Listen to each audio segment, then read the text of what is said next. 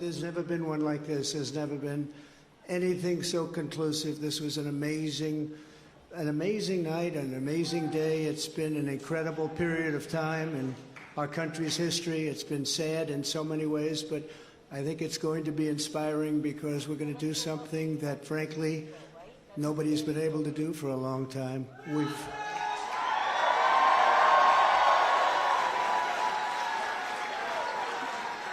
We've watched our country take a great beating over the last 3 years, and nobody thought a thing like this would be possible. We wouldn't have Russia attacking Ukraine. We wouldn't have Israel being attacked. Iran, as you know, was broke. When I was running things, they were broke. They didn't have money for Hamas. They didn't have money for Hezbollah. We had no inflation. Inflation is destroying the middle class. It's destroying everything. Inflation, if you look back over the history, hundreds of years back, inflation is called a country buster. And that's what it's doing to our country. What's happened with inflation has been unbelievable. A lot of people say, a lot of experts have said the stock market's the only thing that's doing well, and that's doing well because our poll numbers are so much higher than Joe Biden's.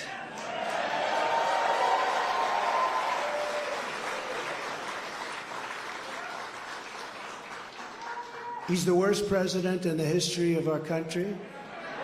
There's never been anything like what's happening to our country. Today it was announced that 325,000 people were flown in from parts unknown. Migrants were flown in, airplane, not going through borders, not going through that great Texas barrier that I was with the governor of Texas, Greg Abbott, the other day, and we were looking at the job they're doing. But in the meantime, they're pouring into California and they're pouring into Arizona because those governors aren't doing anything. They're doing nothing. But today it was just announced before I came out. It was unbelievable. I said, that must be a mistake. They flew 325,000 migrants, flew them in over the borders into our country. So that really tells you where they're coming from. They want open borders, and open borders are going to destroy our country. We need borders and we need free and fair elections, or we don't have a country. This is an incredible group of people. So many celebrities that I'm not going to introduce any because I'm just going to get myself in trouble if I do that, because I'll leave out most of you. But this is a room chock full of incredible, talented people, like some of the guys standing right in front of me, right? Big futures, big, fat, beautiful futures. Oh, I'd love to be your age. I'd pay you a lot of money to be your age. But we have some tremendously talented people in this room, including tremendously talented political people that have helped me right from the beginning. We had the safest border in the history of our country. We built 571 miles of wall. We had Mexico supply us with 28,000 soldiers because we wanted them, that's why. And they said, we won't do that. I said, yes, you will, you will. And in the end, they did. It was an easy negotiation, but we had the safest border, the best numbers we've ever had, and now we have the worst numbers probably in the history of the world. It's sad to see what's happening to our cities. Our cities are being overrun with migrant crime, and that's Biden migrant crime. But it's a new category of crime, and it's violent, where they'll stand in the middle of the street and have fistfights with police officers, and if they did that in their countries from where they came, they'd be killed instantly. They wouldn't do that. So the world is laughing at us. The world is taking advantage of us.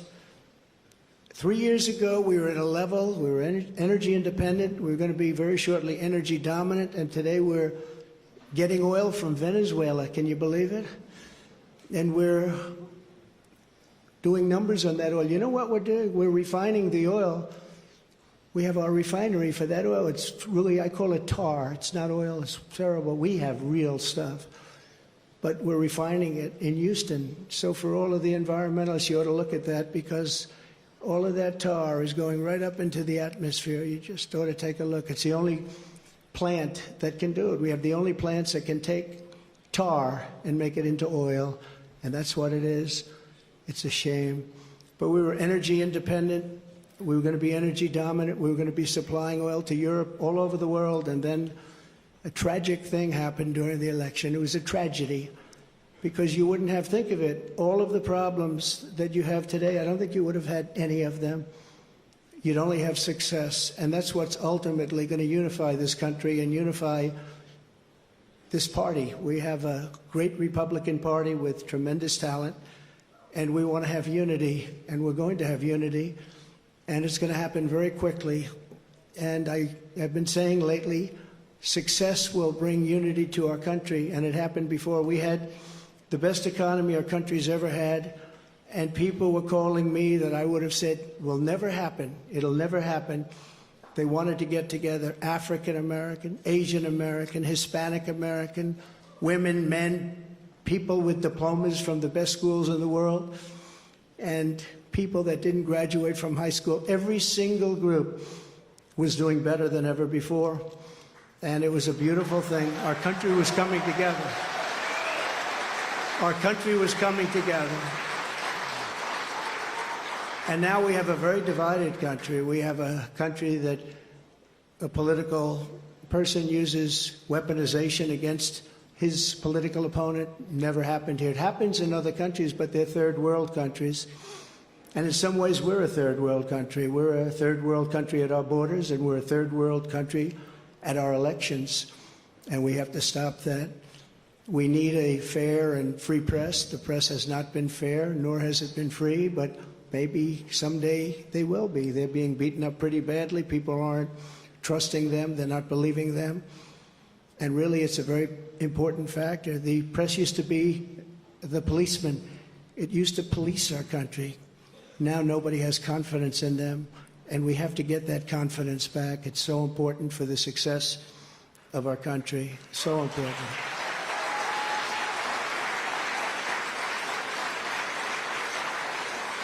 So this has been a day that we've been waiting for. I want to thank my family for being here. It's a great family. I have a great family.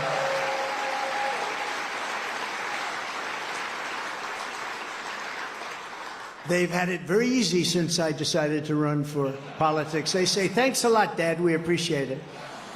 But they're strong, and they're very capable people, and they love the country. They really do love the country, and we appreciate it. And I want to thank everybody, my staff, Susie, Chris, incredible job. Incredible job you're doing.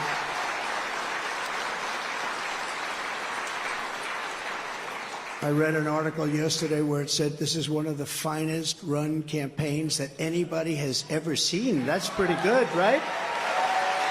That's pretty good. It's really a statement. And we have no choice, because November 5th, it's right around the corner, November 5th is going to go down as the single most important day in the history of our country.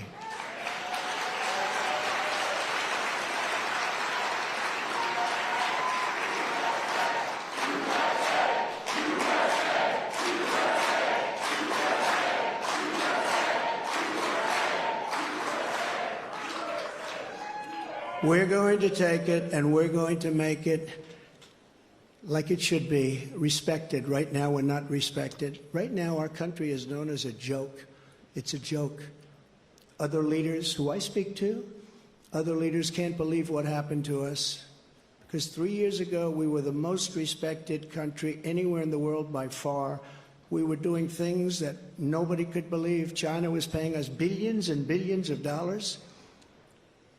In 25 years, they paid us nothing, zero, not 10 cents. I was getting billions of dollars, and they were happy about it, as happy as you can be. Of course, maybe there's reasons for things having happened, but they were not so happy with certain things, I guess, based on things that took place. But we were getting along with everybody. We were getting along, and we were respected by everybody. We had no wars. Remember when I had the debate with Hillary Clinton? She said, look at him, look at that personality. He's going to cause wars. I said, no, my personality is going to keep us out of wars, and that's what happened.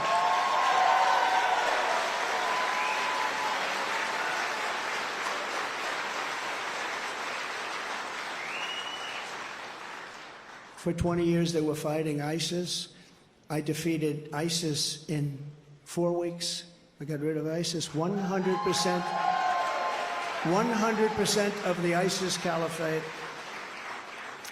And we had no wars, and we stopped wars. We weren't getting along with a lot of countries. All of a sudden, North Korea, which is a serious nuclear power, but North Korea came along.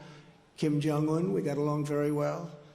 We got along very well with China until COVID. That was a little bit too much, as far as I was concerned. That was too much. Couldn't take that one. But we made a trade deal with China that I don't even talk about. $50 billion a year in product they bought from our farmers, our manufacturers. They used to buy 10. I got 50, and it was great. But COVID, I don't even talk about that, because COVID was such a horrible thing. It started in the Wuhan labs, just as I said, the Wuhan labs. And it came out, I believe, through incompetence. I believe it was incompetence. Some people think it wasn't, but I believe it was. But regardless, it caused $60 trillion worth of damage and death all over the world, all over the world. And we did a fantastic job on that. We never got credit for that. Unbelievable job on that. We came up with things that nobody thought was possible. Don't forget, when it came in, nobody had an idea what it was. They didn't even use the word pandemic. Nobody had an idea.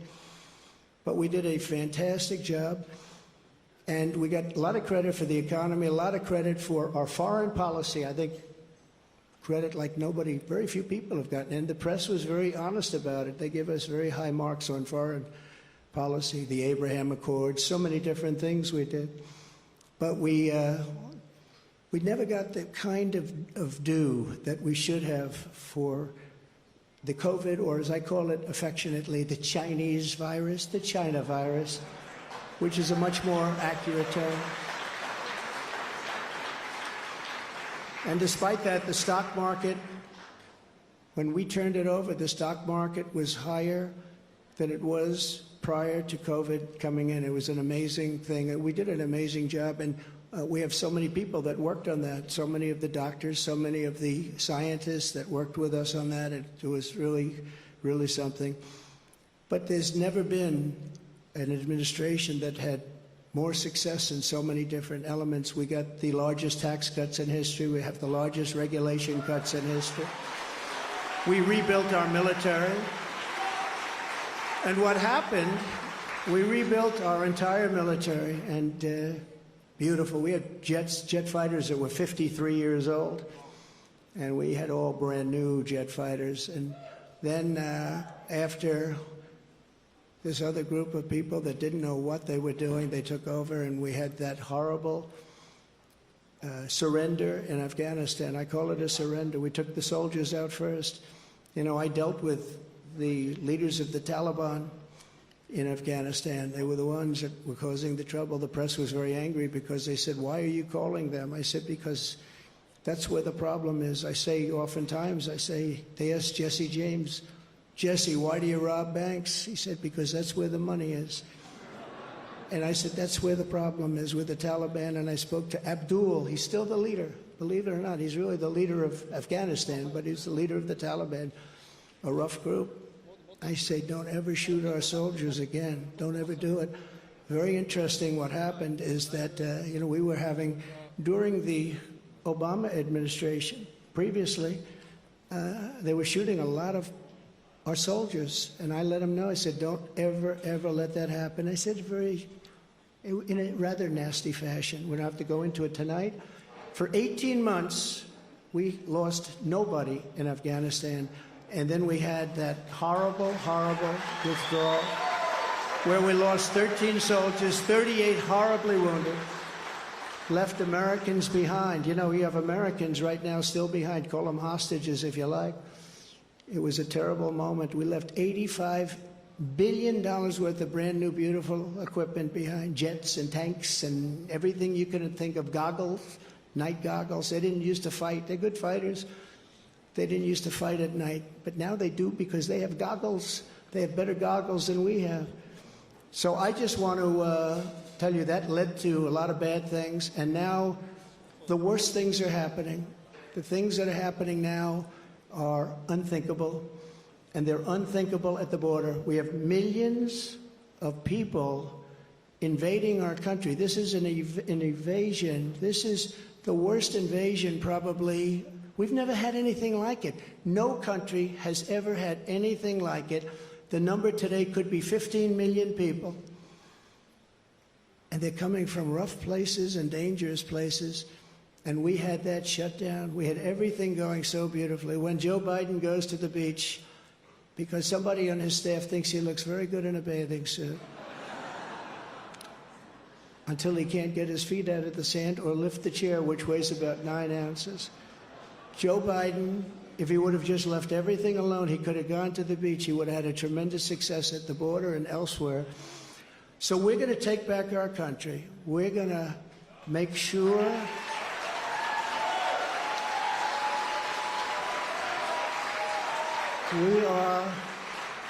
we are going to do it right. We're going to have the greatest economy ever in the history of our country. We're going to top what we did.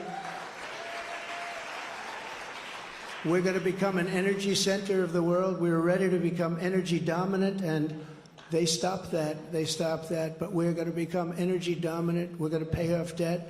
We're going to do things that nobody thought was possible. You know, we hadn't done our second phase of the tax cuts. When we did the tax cuts, the Democrats fought us very hard. And now they say, well, I guess that was pretty good because we took in much more revenues after we cut taxes. And then we did all of those regulation cuts, and people were working, and everybody was happy, and we were all proud of our country. But we're going to win this election because we have no choice. If we lose the election, we're not going to have a country left.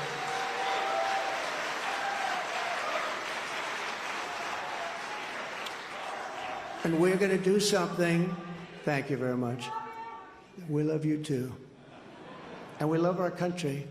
And we can't let this magnificent, some people call it an experiment. I don't call it an experiment. I just say this is a magnificent place, a magnificent country. And it's so sad to see how far it's come and gone. When you look at the depths of where it's gone, we can't let that happen.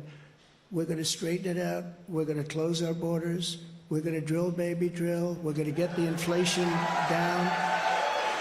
And we are going to make our country greater than ever before. And we're going to do it quickly. We're going to do it quickly. It's going to go fast. We have to get the criminals out. We have many, many criminals that have entered our country. We have people coming in from such bad places, and we're going to have to get them out. We have murderers that are being deposited into our country. We have drug dealers at the biggest and highest levels. They're coming into our country.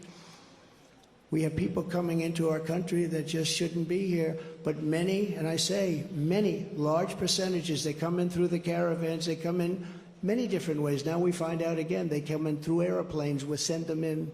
This is crazy. But they come into our country, we're going to stop them. We're going to close our borders. We're going to have to deport a lot of people, a lot of bad people, because our countries can't live like this. Our cities are choking to death. Our states are dying. And frankly, our country is dying. And we're going to make America great again, greater than ever before. Thank you very much. It's been a big night. Thank you very much. Thank you.